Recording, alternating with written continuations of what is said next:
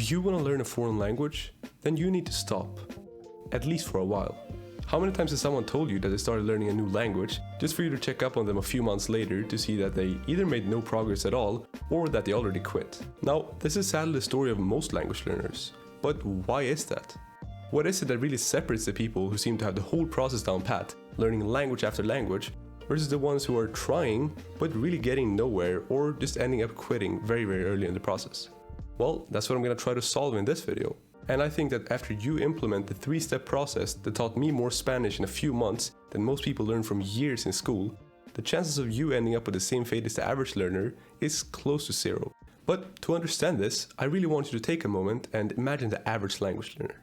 Alright, now I think you probably have this image in your head of the average language learner being someone who has a few apps downloaded, maybe they have a grammar book that they're going through, they're taking digital lessons sometimes by italki teachers or something like that. But I would dare to say that that's more like the top 10% of language learners. And if even they aren't getting the results that you probably want to get, then that's probably not the people you want to try to follow. Now, when you're already somewhat immersed into the whole language learning sphere and community, you probably think that the average learner knows a whole lot more than they actually do. I'd say that the average learner is probably more like someone who's maybe seen an ad for an app and downloaded it, thinking that spending 5 minutes on it every single day or even less is going to get them fluent in, a span of a few months, rather than someone who's actually educated themselves about the topic. And that's not even mentioning all the millions of people around the world in schools learning languages for years without making any tangible results. Now, they're still learning, alright? They're still language learners, but they're not getting anywhere near where you want to get. So, does all this mean that language learning is pretty much close to impossible and you really can't get anywhere learning a language as an adult? Well, no. I like to argue that it's more so the opposite. It's their subpar process stemming from a few lacking pieces of language learning knowledge that causes them to stay in one place and really not make any progress. But if you know those things, then you can really speed up the whole process and get where you want to go and reach your goals way quicker than you ever thought you could. So my whole reason for saying this is that you can actually be quote-unquote learning a language while ostensibly getting no results. So it's not the language learning that counts, it's what you're actually doing. Now, that might sound obvious to the smart ones among you, but there are still millions of people across the world learning languages, thinking it's gonna get them somewhere, maybe even to fluency, without realizing all the mistakes they're making. However, if you compare the average person's approach to how a successful language learner would go about it, you'll see some big differences. And I think it's these that are responsible for the massive differences in outcome as well. Now, of course, talent can play a part, and some people might have an easier time learning languages than other people. But I say, so what? If you want to learn a language, are you going to stop because some people have a 50% easier time, 20% easier time, 500% easier time? I mean, who cares? You want to learn a language, so go ahead and learn a language. You should implement the things that the best people are doing and then see what they get you. And if you still get nowhere after 5 years of learning with good methods that other people have found success with, then hey, I guess you're cursed, but at least then we'll know, right? But the reality is that there's probably not some magic gene going on that just allows some people to learn languages very effectively while others can't at all. I think it's a few key things that the successful polyglots have in common, and that takes us back to how I learned more Spanish in a few months than most people learn in years. And that all basically comes down to one single thing, and that is that failing to plan is planning to fail. Now, you probably wouldn't start going to the gym with no training or diet plan and then expect that in a few months you're going to come out of it looking like Arnold, right? So why are you doing the same thing with language learning? And then blaming it all on you not being as naturally talented as someone else who can speak 10, 20, 5 languages, whatever it is. Now, what I think set me apart as a language learner and allowed me to get pretty quick results in comparison to the average person in a very short time frame is the fact that I actually researched how to do stuff before doing them. Now, I'm somewhat of an optimization freak, so I like learning a lot of things about a certain topic that I'm interested in and really trying to do the best thing possible. And I know that's not everyone, but I think that if you can implement even 10% of what I did and actually learn some things about language learning before doing them, then you'll save years of potentially wasted effort and really not getting towards your goals at all and save yourself a whole bunch of time. Alright, so do I have a solution, and what is that solution for going about this in the best possible way? Well, I think this is where my 3-step process that I utilize to learn languages really comes into play.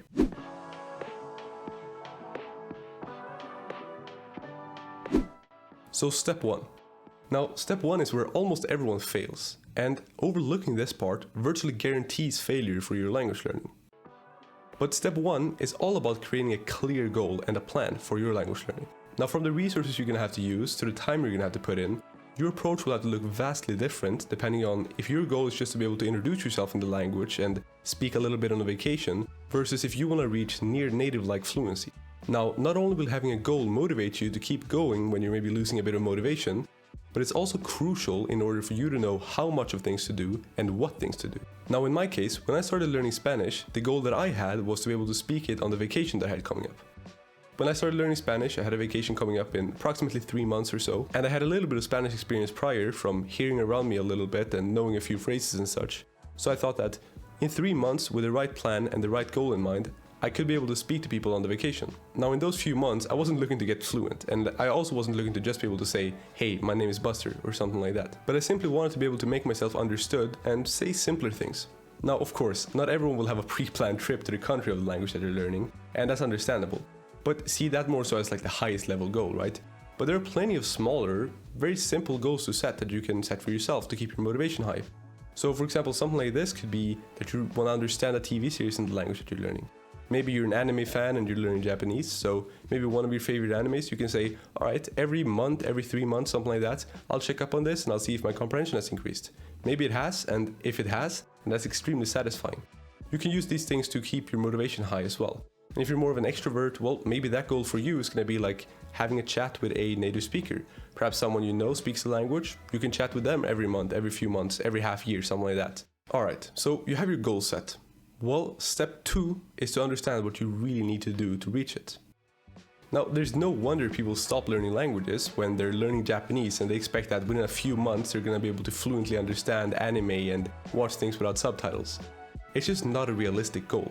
And if that is your goal, well, then you should know that you have to probably spend 20 hours a day or something like that to do it. So you won't be getting any sleep and you'll probably be unemployed. If that sounds like a good deal to you, then keep going at it, but otherwise, I suggest you to set more realistic goals. Now, I think most people intuitively know that using Duolingo for 5 minutes on the toilet every single day, even if you do it for a whole decade, is probably not going to get you fluent. Yet if you look at people's behavior and what they're actually doing, then this seems to be what they believe. And I think that that contributes massively to their lack of success. Now, having this faulty mindset will not only provide you with lackluster results, but also probably sap your motivation for learning, since you think you're doing things well and in the right way, but you're really not getting any results. So, with all this being said, this is why it's really critical that you find the best resources possible to achieve your goal.